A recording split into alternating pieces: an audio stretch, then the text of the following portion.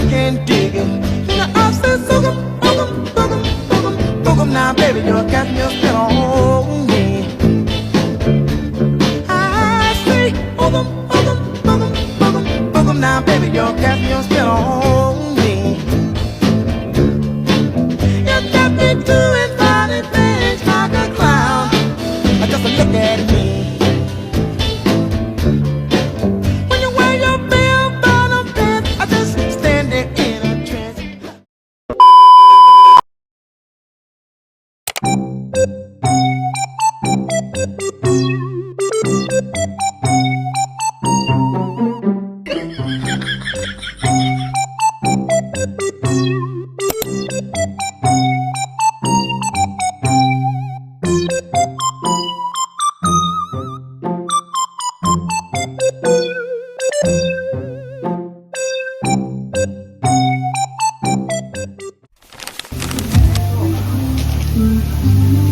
Uy, tingnan mo to, bagus spot. Ikaw gay, inaantok, walang energy, masakit ang ulo, at may problema. Ito ang kasagutan nyo. Located at Purok 4, Barangay Ludlod. Ano pang hinihintay nyo? Mag-chef shato na. Nagbibigay sigla sa makakainom. Tara na! Kung saan nga may masarap, dapat puntahan. Kaya kung ikaw ay Kailangan mag-relax. At inaantok. napapagod, nai-stress, at gusto ng bago spot, ano ba ang hinihintay nyo? Tara na! Mag-chef shato na. Affordable na, masarap pa! Ilayin natin sila.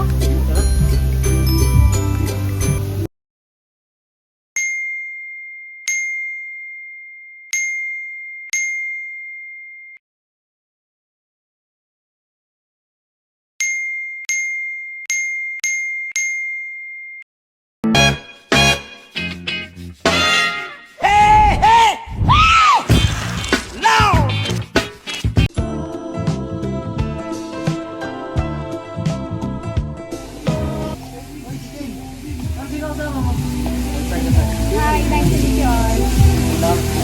Boy,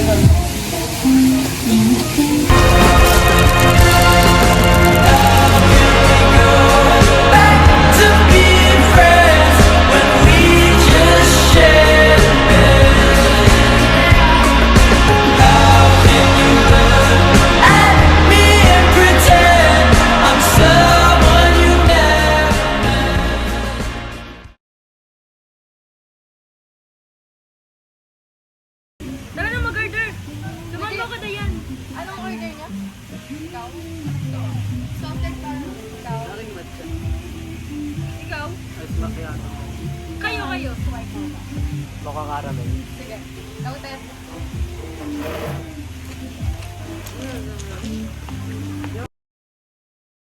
Okay. Guys, what if magbigay tayo ng feedback or comments sa kape na inom natin? Para hindi naman boring yung pagkikita natin ngayon. Pwede naman. Pwede yung feeling nila. For me kasi feel ko magiging mas productive ako kapag uminom ako ng mocha caramel. I like hot coffee. Iced coffee is generally refreshing. Pero sa akin, hinahanap ko noon ng bagong lugar na pupuntahan para mag-relax at uminom ng masarap na kape. Siguro para sa akin dahil kailangan ng katawan ko pag pag-ibig. Saka gusto ko rin tumigil na ibang lasa yung walang masyadong saktan. Oo, kasi kailangan ko to araw-araw. Kasi lagi akong pagod eh. For me, kaya ko in-order tong mocha hazelnut. Kasi nakakapagod yung buong weekends natin. Parang need ko ng break. Nakaramdam kasi ako na need ko mag-kape, magpag-ibig sa akin. Bored ako. So, naghanap ako dito. How did you look for option? Ako kasi nakilala ko lang siya dahil kay Ken. Kasi kinaya lang ako ng kaibigan ko. Recommended din sa akin ng friend ko eh. Nagtanong din ako sa ilang mga kaibigan ko kung saan may bagong spot. Ako nagtanong ako sa mga kaibigan ko yung magandang kami na. Kasi naingkit ako sa mga may din ng kaibigan ko kasi sinubukan ko lang. Ako nakita ko naman siya sa online. Kaya, yun, nainganyo ako pupunta. Wait lang. Magsishare lang muna ako, guys. A few moments later. Ako na ba magtatanong? Oo. Did you compare it with other option, guys? For me kasi, tinignan ko siya sa availability, presyo, and lasa. Kaya nag-come up ako na, ito na lang palang piliin kong chef kasi mas mura, masarap ang lasa, sulit yung presyo, at saka sulit yung pagpunta ko. Ako, kinumpira ko siya sa iba. Kasi di ba lagi akong pagod? So hinahanap-hanap ko talaga yung papagising sa akin, tsaka papala sa akin. Alam niyo lang. For me naman, kinumpare ko siya sa, kung nasa paklang na, na kami. Hindi ko siya bet kasi ang pait niya, hindi katulad nito. Balance lang yung lasa niya, tama lang yung tamis at yung pait. Yan. Kinumpare ko siya sa paraan na sa feedback ng kaibigan ko na mas masarap yun. So, sinubukan ko. Favorite ko kasi itong mga karamel.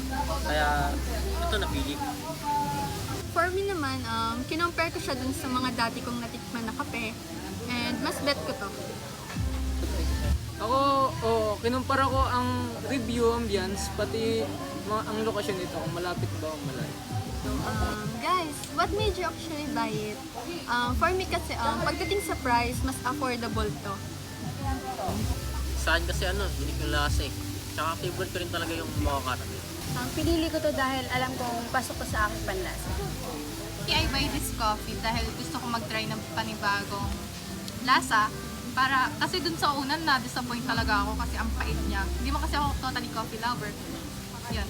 Tapos, nakita ko rin sa online na maganda yung place, kaya madaming pwedeng pagkunan ng pictures. Ako talaga yung yung quality, tsaka yung packaging niya. Sobrang swabe, tsaka ang bilis pa ng pagdating ng order niya. So, satisfy ako. Para sa akin kasi sakto yung lasa, tsaka yung aroma. Sulit din yung presyo. Maganda kasi yung feedback niya, pati pangalan niya kaakit-akit. Guys, na-satisfied ba kayo sa coffee na in-order natin? Kasi ako, oo. Kasi swak yung presyo niya sa lasa niya. Tapos, ang aesthetic pa ng lugar, nagkakaroon tayo ng peace of mind, nakapag-unwind, ganun. Ikaw? Oo kasi boy, nandito na lahat eh, all around, kumbaga. So, talagang nasatisfy ako. Nandito pagkain, masarap na pagkain, masarap na coffee. So, saan pa ako pupunta? So, dito na ako. Ikaw? Satisfied naman ako kasi sakto yung lasa, tapos yung place na to napakaganda. Magkakaroon ka talaga ng peace of mind katulad na sinabi ni Dayan. Ako, maganda kasing ambience, pati magalang staff, pati masarap ang pagkain. Oo, ako rin, nasatisfied ako dahil sakto lang yung tamis niya at ang pait niya. Tapos yung lugar niya nakaka-relax. Satisfied naman ako. Kasi quality talaga yung lasa. Favorite ko talaga itong mga karamel. For me naman, na-satisfied ako kasi ngayon pagod ako. Nung nakainom naman ako ng salted caramel, nagkaroon ako ng lakas. So yeah, I'm satisfied. Ayan, sulit pala yung punta natin dito. Lahat tayo nagustuhan natin yung kape. Teka, anong oras na nga ba? Alas 5 na ng hapon. Kailangan na natin umuwi. Tara na. Ingat kayo.